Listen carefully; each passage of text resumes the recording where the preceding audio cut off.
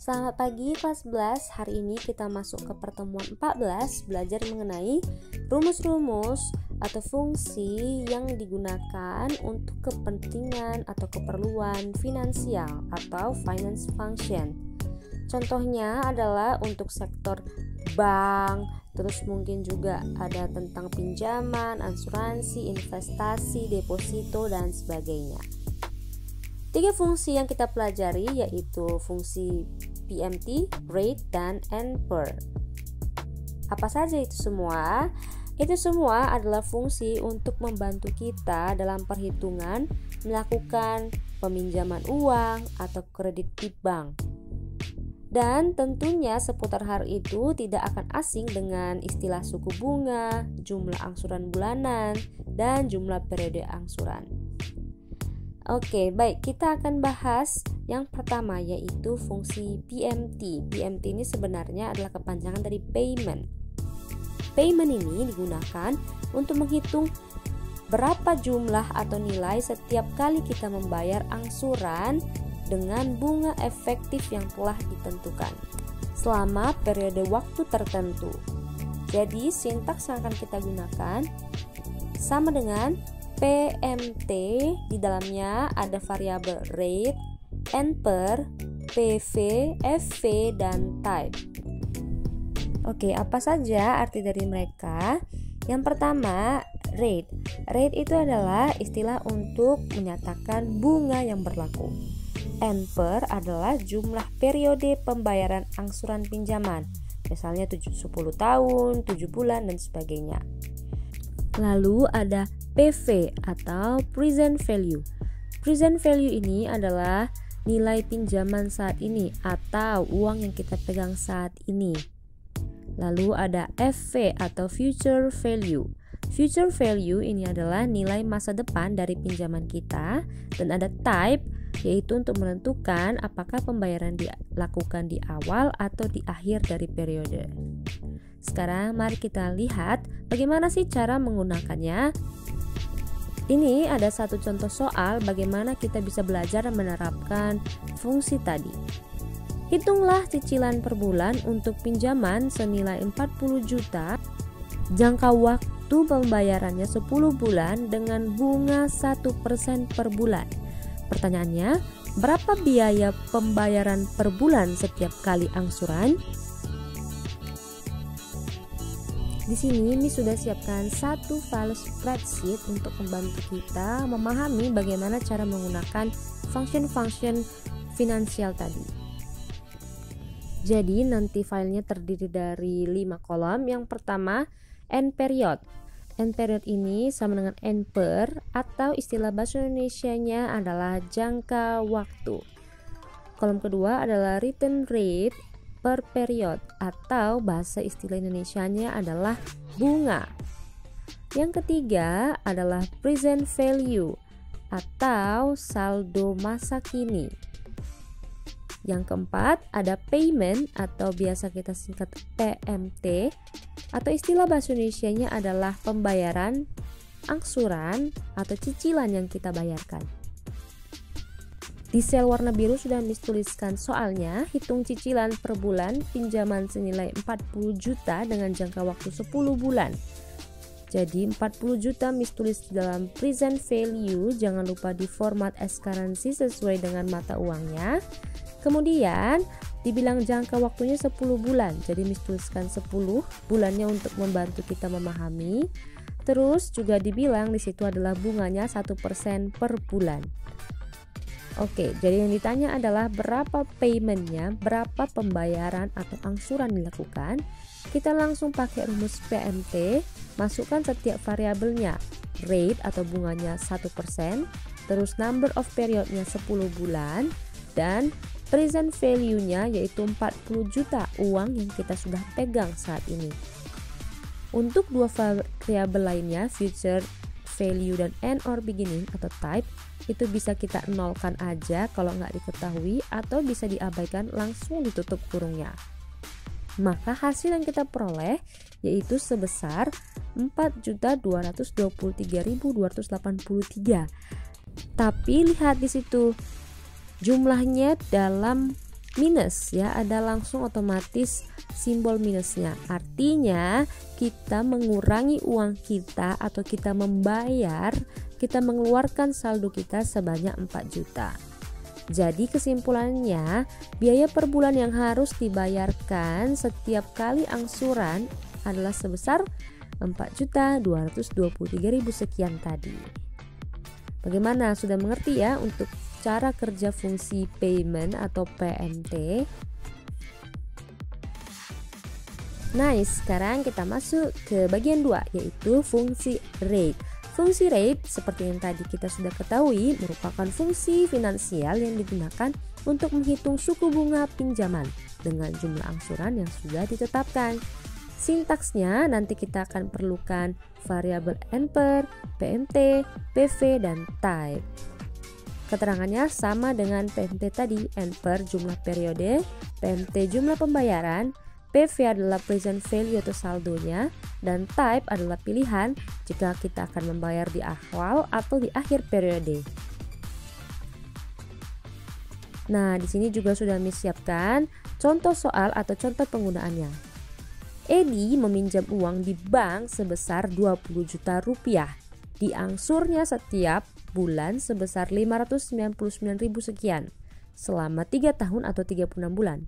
Pertanyaannya, berapa persentase suku bunganya?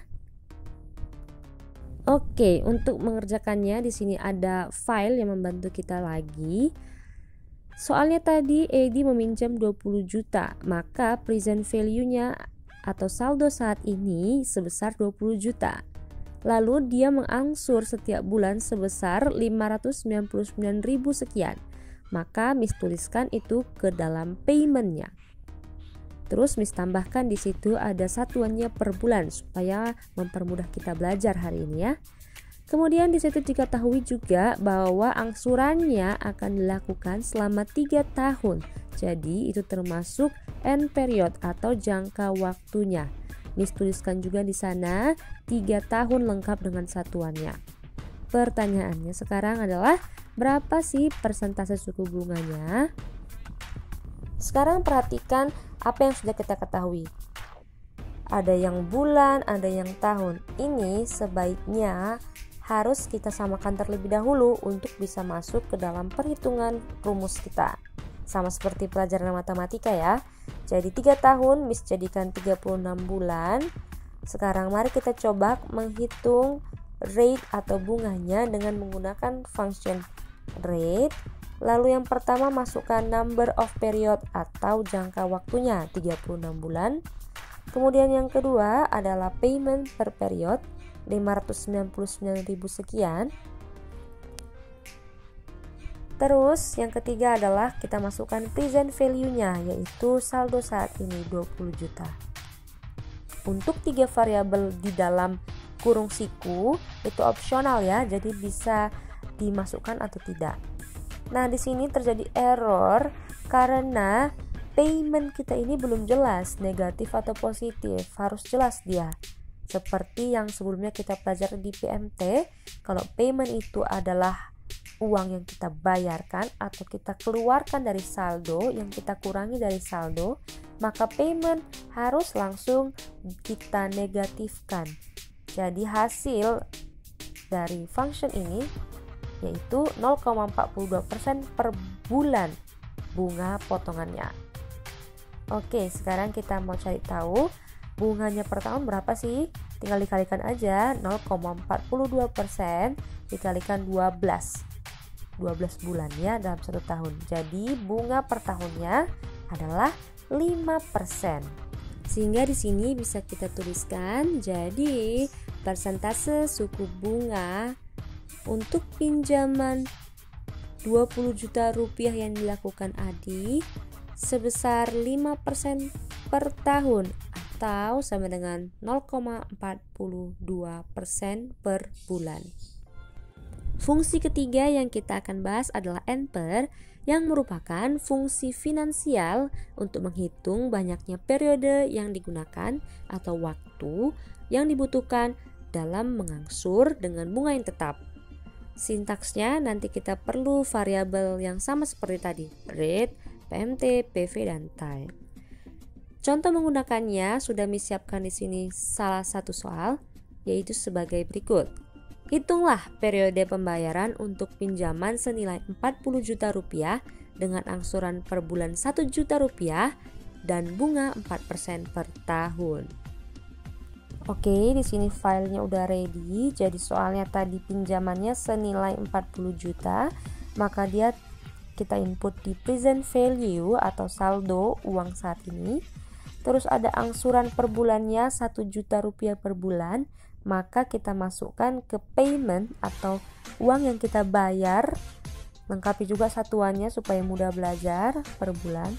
Dan ada bunga 4% per tahun. Jadi di sini kita tuliskan di rate per periodnya 4% per tahun.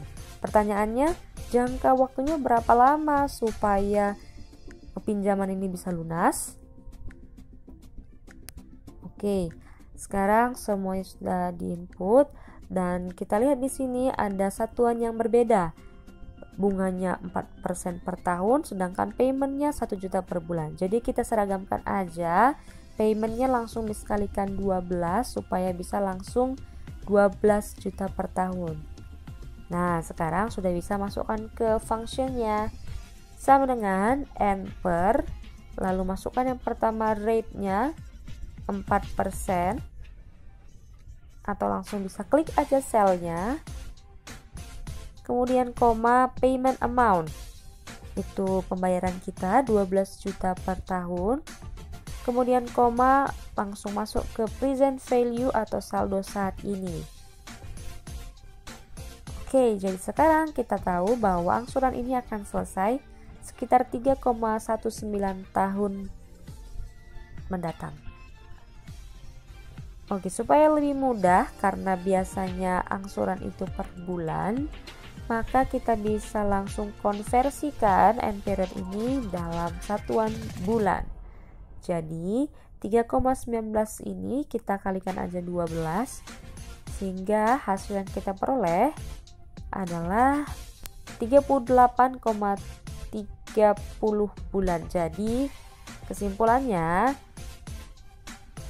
periode pembayaran untuk melunasi pinjaman 40 juta dan bunga 4% per tahun adalah selama 38,3 bulan.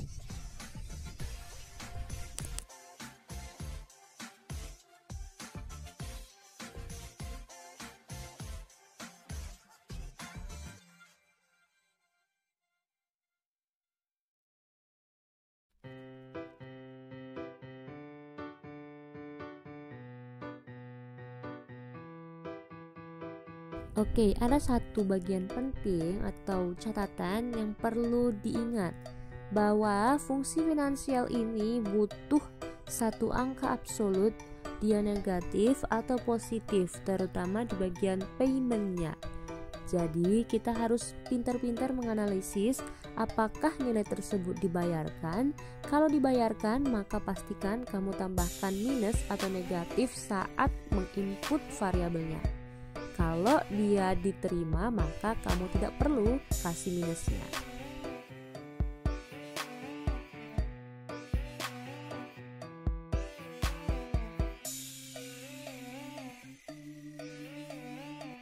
That's all for today. Terima kasih buat kamu yang sudah menyimak dengan baik.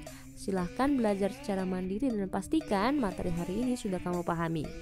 Selamat pagi. Minggu lalu proyek presentasi adalah mengenai laporan penjualan. Jadi ada dua proyek terbaik. Yang pertama mengenai laporan penjualan warung sushi. Mereka bisa membuat daftar menu dan menu paket dengan menggunakan sum if. Jadi berapa harga menu paketnya. Kemudian mereka menghubungkan file spreadsheet dengan Google Form. Jadi setiap pelanggan yang submit atau memesan melalui Google Form akan diambil datanya, diimport ke file spreadsheet, lalu mereka olah sehingga akan ketahuan rating menu paling bagus atau juga menu yang paling tidak laku dan sebagainya. Setiap periode pemesanan juga ada analisis performanya, jadi mereka akan tahu setiap menu itu terjual berapa unit dan berapa profit yang mereka dapat setiap penjualan. Yang terbaik lainnya adalah aplikasi laporan penjualan, di mana bisa melihat dan membandingkan apakah penjualan periode tersebut telah memenuhi target penjualan atau tidak. Jadi setiap minggu akan direkap berapa total atau hasil penjualan tiap minggunya. Lalu nanti akan dibandingkan dengan target penjualannya, sudah mencapai atau tidak dan bagaimana performanya. Lalu di sini juga ada dashboardnya, di mana semua hasil dari kalkulasi atau analisisnya akan ditampilkan secara visual sehingga memudahkan kita mengetahui hasil dari analisis datanya. Lalu di sini mereka juga memperhitungkan bagaimana gaji karyawannya, baik yang menikah dan yang belum menikah, ada perbedaan gaji di sana. Nanti hasil dari perhitungan gaji karyawan ini ikut campur dalam perhitungan profit bersih. Proyek laporan penjualan minggu lalu, beberapa diantaranya memuaskan dan ada yang belum memuaskan. Untuk proyek-proyek yang akan datang, pastikan kamu memberikan yang terbaik sehingga kamu bisa menjadi bahan pembelajaran juga buat teman-temannya.